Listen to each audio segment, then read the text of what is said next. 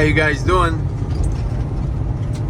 Tonight we'll talk about everything that's happening in the trucking world right now. I'm sure, as everybody knows and seen, that Swift+Knight, they bought out a U.S. Express company, and U.S. Express, like, they're huge. They were huge. They bought them out, so now I think the only company from like mega carriers that's left is like Landstar, Western Express. There's not many. I mean, now Swift+Knight and U.S. Express, I mean, they're like mega carrier now. I think this whole time with these rates and fuel and everything, this whole time, like, I think they're doing this purposely to take out the little guys and just have these big carriers on contracts, and they just move all the freight. Because I think soon, how it's looking with the whole book nows and all that, with the technology upgrade and stuff, I think they're going to get rid of like the brokers, dispatchers, like little by little, like they're taking everything out. Everything that we knew in trucking, they're taking it out. So what's going to happen? The government, I'm sure government controls, because with all these banks going under, how do they pay 808 million? You know how much 808 million is? Like, that's Elon Musk money, you know? To get a loan like that for like almost $1 billion today, with the banks going under one by one and this whole bank drama going on and all that, I just don't see it. I know they're huge, but I just don't see it. So I think government is definitely helping them, because every time Democrats are in office, trucking goes like nosedive, straight nosedive, like head first into the concrete. So I think all that is planned, and I think they're doing it together, just taking out all the little companies, and then have a customer work directly with the mega companies, and that's how all the freight is going to be moved. I mean, right now, looking at the rates with the gas, I mean, gas went down a little bit. It's under $4 right now in most states, but still, you're looking at the rates. That fuel is still costing you 70-80 cents a mile, and right now the rates being at like $1.50, $1.70. I mean, there's no way these companies can stay abroad, especially like all last year. Like, everybody was giving drivers like 70-80 cents a mile. So if you're giving a driver 70-80 cents, you got fuel that's costing you 70-80 cents, and the rates are $1.50 and $1.70. How are you making the payments and everything else, you know? Taxes, tolls. Like, it's impossible. It's 70-80 cents that they were offering the drivers all last year, and just hiring drivers left and right. It's impossible with these rates to stay afloat. I just seen the one company in Florida, the 300-400 truck driver company that went under, and they just closed down. Like, the guys didn't get paid in 2 weeks. They sent them a message to return the equipment to the hub in Florida. They turned off their fuel cords. And these guys are all like going down to Florida, returning these trucks with their own money, because they promised them they're going to give them a paycheck. They're not giving them nothing. Like, you're coming there, leaving the truck, and the door is getting shut on you. Like, I would never, ever do that. If the company did that to me, nah. Like I'm getting one of my friends with towing company. I'm driving the truck right to their yard, and the truck just got towed with a trailer, and then however long he sits there, somebody's gonna come and pay for it. Cause you know what I mean, like somebody's gonna come to get that truck, bank, or somebody's gonna have to buy it out. You know, they're gonna have to pay the towing company to get the truck out. And how can they come after you when the company went bankrupt? You know, were you supposed to, when they go bankrupt and they run out of money, turn the fuel cards off? Were you supposed to take the truck back to the hub with your own money and be like, here you go, guys? You know what I mean? Like, they can't sue, they can't do nothing. So, I mean, that's the best thing. You know what I mean? You don't even have to tow it. Drive it to your boy's yard and leave it there in the yard locked up. You know what I mean? Somebody's going to have to come and get it. Somebody's going to have to pay to get it out. You know what I mean? Towing is $3,000-$4,000. Truck and a trailer, every day, $500 at least for storage fees. You know, if it takes 3 months for them to come, it takes 3 months. You know, they're gonna.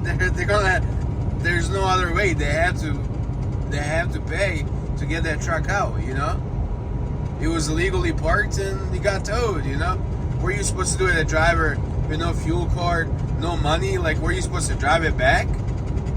You know what I mean? Like, there's no contract that says that. Like, even if you're owner hub, that's like, and you're like releasing or whatever, like that's direct violation of your contract, you know?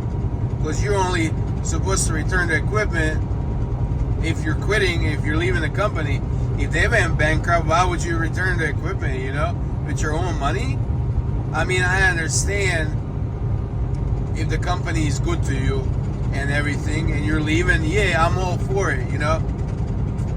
I'm all for it to give them the truck, you know, don't burn the bridges and all that.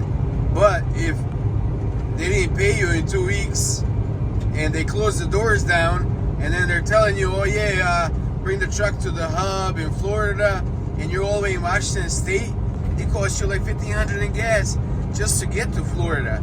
And they're like, oh yeah, once you bring your truck, you'll get your check. You're not getting no check. All that last money, all that money for the loads, those last loads the guys do, they're running away with that money. You know, they sign bankruptcy, and whatever's left over, 300 trucks, you know what I mean? They probably owe the 300 drivers at least $2 to $3 million. They're not going to pay that out. You know what I mean? They have it because they're not going to wait till they have zero money then to go bankrupt. Obviously, they have money if they have 300 trucks, but they're not going to pay the guys.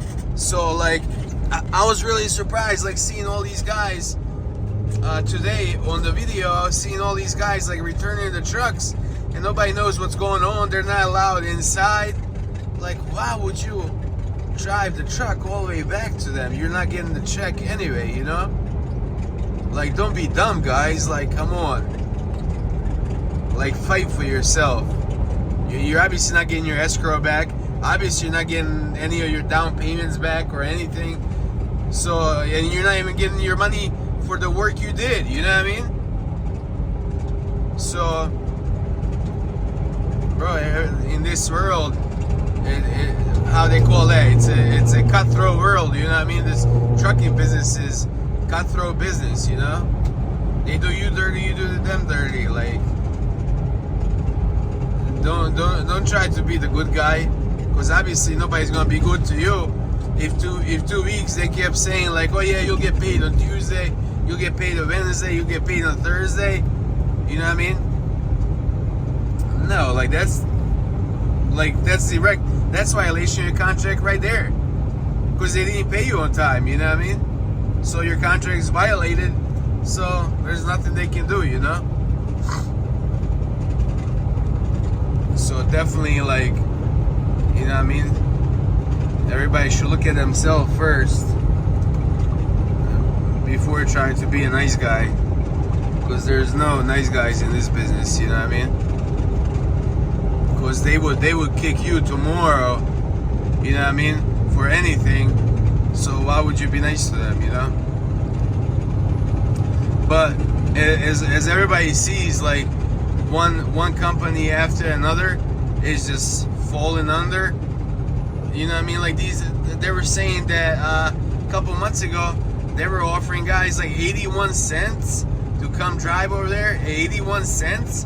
with the rates being at like 150, 170, even at $2. Even at $2, when you're paying the driver 81 cents, the truck is costing you at least 50 cents a mile, and then you got gas that's $1 a mile right now.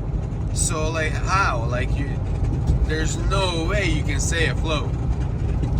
Right now, with these rates, the most a driver can make is 50 cents a mile. Because driver makes 50 cents a mile, payments and everything's costing you 50 cents a mile. And then you got gas, you know what I mean?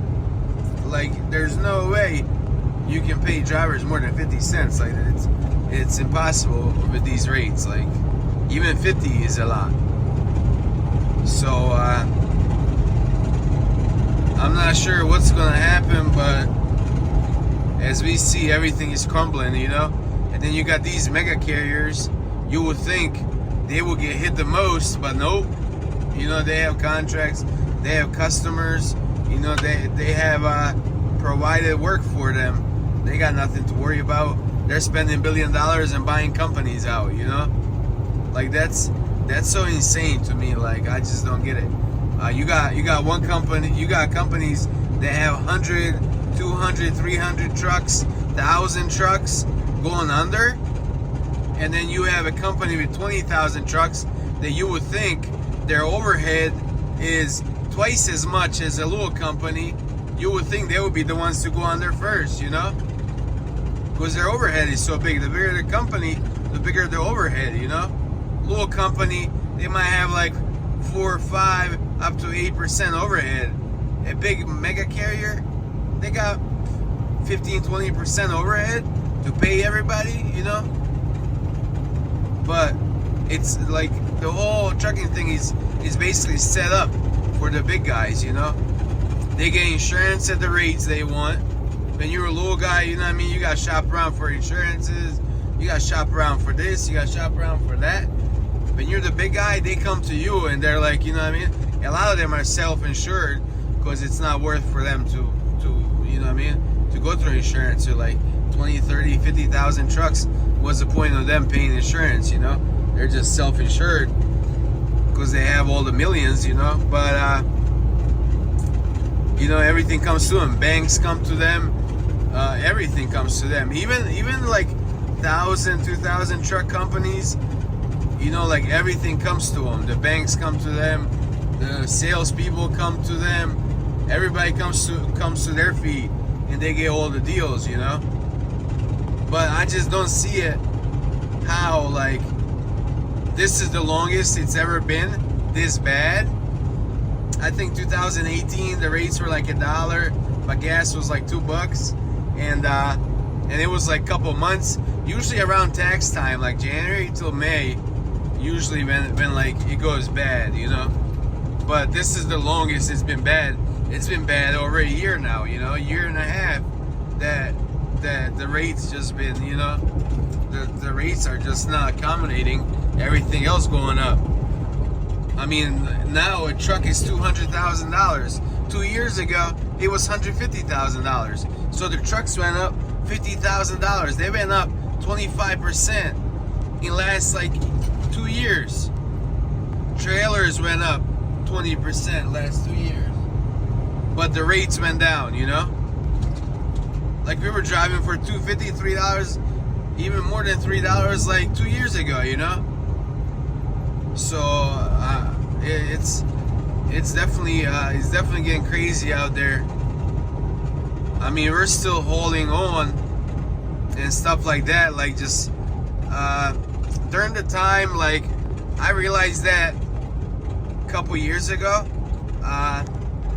when I started driving, I did like a little experiment where I was like picking loads and stuff, trying to like get the most like per mile. Like now I don't even look at the cost per mile anymore. My thing is, when I look for loads, I look at the time, how long that load is going to take me. I'm better off taking a load 1,200 miles for $2,000 that's going to take me 2 days than taking a load that's like 200 miles that's $600-700, you know. So especially if you can like play with your logbook and stuff like that, and like drive extra and all that, like you just look how much you can make in like 5 days being on the road. Because if you're looking just like per mile, you know, like 300-mile run for $1,000 will take you same time as 800-mile run for $1,500, you know. But this way you got $1,500 in a day, this way you got $1,000 in a day, you know. Your truck costs the same.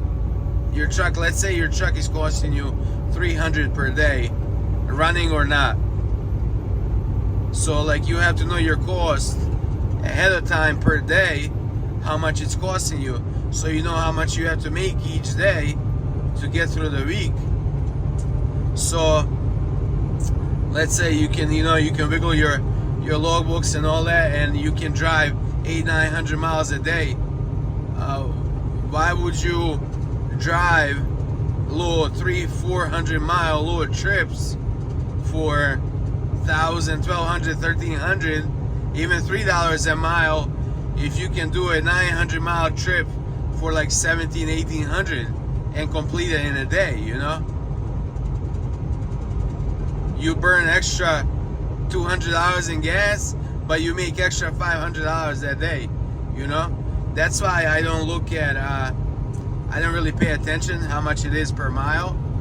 I look at like how much in a day I have left over, how much profit I have, you know?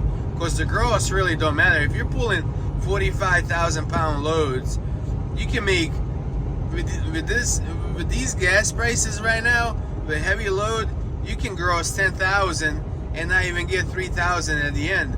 Well, how much fuel you burn? You burn $4,000 or $5,000 of fuel, you know. So that's the way I look at it. I know the truck, the payments for the truck, for the trailer, insurance, whatever, like the little stuff that you pay, tolls and all that.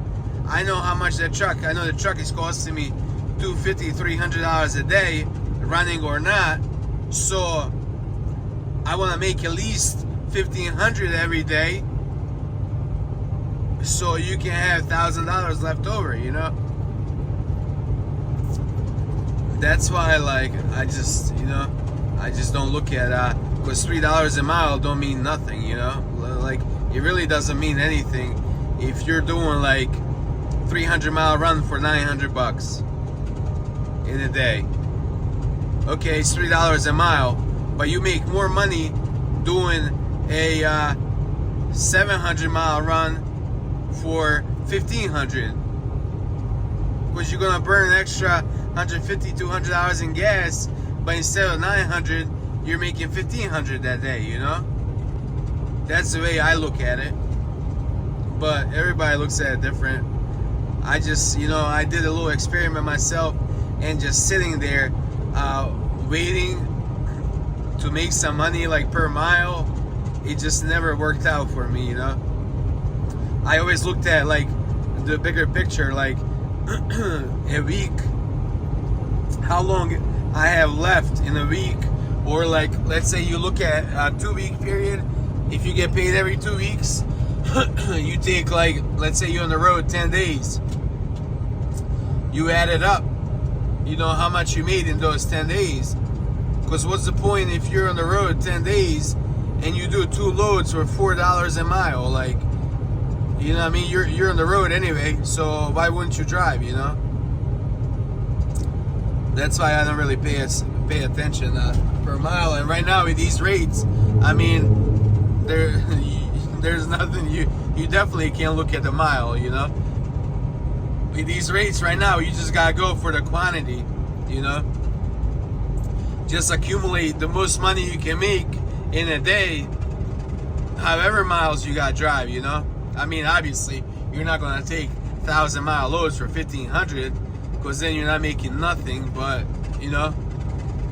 That's how you gotta know, like, you have to know your costs, like, for running or not running every day. You have to know the cost. what's it costing you for your truck, you know? Because if you don't know them costs and you're just looking how much that load pays per mile, you're not gonna make nothing. You know, you end up being out there grossing 6,000 for a week, and then when you get the paycheck, you're like, man, I didn't even make $1,000, you know? Because the truck payments and everything eat all that up. That's why with these rates right now, I mean, you basically just have to go for the quantity, just to, you know, accumulate as much as you have to make the most money. Like, that's all that's left. Just hang on in there, guys. I mean, I personally don't see this getting better anytime soon.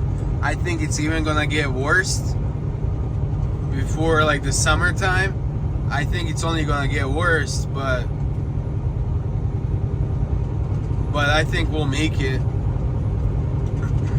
You know, like, save up some money, stay on the road extra weekend to make the extra money you can put to the side, so in case the company goes under, you have some money left over till you get situated and stuff. If you're living from paycheck to paycheck and company goes under, you know, what are you gonna do? You know, you gotta make quick decisions, because what are you gonna do, you know, when that paycheck don't come that Friday and you got zero money, you know? So I suggest everybody starts putting some money away, because I think it's gonna get worse before it gets better anytime soon. I just think this whole I don't think it's like the war and like the virus and then now the war and stuff going on. I think they're like purposely just doing this. Like, there's something more going on. There's something going on out there where they're like trying to crash everything. I don't know if we just sold out everything to like China and stuff, and it's now we're getting that replay from selling out all the American companies and all that, or what's going on. But somebody's definitely pulling the plug on everything, because when you start seeing big banks going under and big banks trying to sell like their credits and stuff they have out there, like what was the bank last week I seen, I think it was like Susquehanna or something. They were trying to sell all their credit lines to JP Morgan. I can't remember how many, like $1 billion. So they were trying to basically sell all the guys that have like bonds and people that have like credits with that bank. They were trying to sell that over to JP Morgan because they've been under, you know. So it's definitely gonna get crazy before it gets better. So I suggest putting some cash away at home, you know, keeping some cash around in the pocket, because I don't know what's this coming to, but it's definitely not looking good. And right now, like, where the guys even gonna go? Like, nothing is really working right now. I mean, you see, like, when you go to the store, half of the shelves are empty. Like, everything's slowed down. I don't like it. Something definitely has to happen soon. Either total crash and totally start new, fresh from the slate, or just like, because they're printing so much money, they're printing so many dollars to send to Ukraine and stuff, like they're not even turning that printer off. I think when all them dollars start coming back to United States from like Europe and stuff, all the money they printed, like the dollar is gonna lose half of its value. So I think maybe they're purposely trying to crash everything, because they know what's coming. The dollar is gonna lose the value. So maybe they're trying to switch over to another currency, or maybe they're trying to switch over to digital money or crypto. Like, you never know what's going on, but I know they're printing billions and billions of dollars every day. because we're the only ones that use the American dollar. So they turn on the printer and they send to Ukraine. It's easy to send to Ukraine 100 billion dollars. They just print it out, send it over there. But when all that money starts coming back to the United States, the more bills, the more dollar bills is out there, the more it loses its value. That's why like dollar caught up to euro at the beginning of the war, and right now it's, I think it's like $1 is like 90 cents, 90 euro cents. Like it fell hard just because all the money being printed, you know. So I'm not sure. Maybe it's just like, maybe I'm just overthinking it and thinking too much. But I definitely thought about it, that maybe they're trying to switch over to like some kind of cryptocurrency or something new, just because all the money they printed to fight this war over there. Because this summer, when all that money starts coming back, because I mean Ukraine, they're done. Another month, they're done. Like they totally beat them into a corner. There's no way they can fight this too much longer. I think another month, and Russians will have them totally surrounded. And I think what's his name, Levinsky or whatever. I think they're gonna bring him to the United States because he has to get out there. Because sooner or later, Ukrainian people are gonna turn on him because they're dying left and right. So sooner or later, the opposition is gonna say, "Hey, we're not listening to this government no more. Let's get rid of this government," and that's how we stop the war. Because the only reason war is going on is because of the government and the leaders. You know, like Ukrainian people, Russian people are the same people. They're basically the same exact people. 60% of Ukrainians only speak Russian. They didn't even speak Ukrainian, you know. So the whole war is just between the leaders. It doesn't even have anything to do with people. That's why I think that sooner or later, and I think it's coming really soon, I think people are just gonna, or the opposition is gonna turn, and if Zelensky stays there, he's definitely gonna lose his life, him and his family, because you know what I mean, that's how they do it. Like that's how it's done over there. They take them out, you know. So I just don't see. I think he is an actor. Obviously, he was an actor before he became the president. But I just don't see him staying over there too much longer. Because as soon as this next city they're fighting over now falls, they're like pretty much surrounded. They can't hold the front anymore because their front is gonna be split, and it's coming to an end real soon. I think maybe another 2 months at the most, 60 days at the most, and they're gonna be done. I mean, you see Russians right now using them hypersonic ballistic missiles and stuff more and more. First they used 1, then they used 6. So wherever there's like high value targets, they just use that missile that nobody can take down.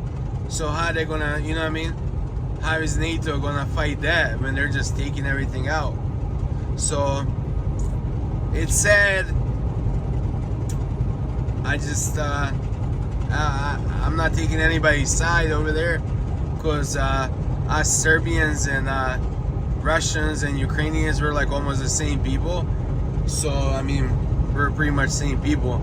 So really, like, it's crazy that the people have to die because of the government. I think the war should have never even been started, because the only problem that Russia has with them is because NATO appointed the Zelensky, and they were building that Navy marina right in their front yard, and they wanted them to get into the NATO, so they wanted to take them out. So the NATO is running right, it's not right in their front yard, and that's the whole thing. What's it about, you know? It's not about like territory and all that. Like, what do they need territory for? Like Russia is huge, you know. Half of their land is not even like, nobody even lives there, you know. So so it's definitely a government and leaders war, not the people. So it's sad that all them people had to die and relocated, like millions and millions of people are relocated out of there. It's just sad what's going on. So I think very soon they're gonna pull Zelensky and his family out of there, because I think his life is gonna be in jeopardy here soon. But anyway, that's pretty much it. I think it just because all the money that they're printing and that money is starting to come back, I think the whole banks are crashing, the markets are crashing. You know, they're in the wires, and now this war, they printed so much money, the printer stayed running, they never shut it down, you know. So I think all that money is starting to come back. That's why all these banks are having trouble and all this is going on. But I think we're a strong nation. I think we'll make it one way or another. So thanks for watching my videos. Please subscribe to my channel. For everybody that subscribed, thank you. It doesn't cost anybody nothing to just press that button, and it does a lot for me, you know. So I appreciate it. Thanks, guys. See you on the next one.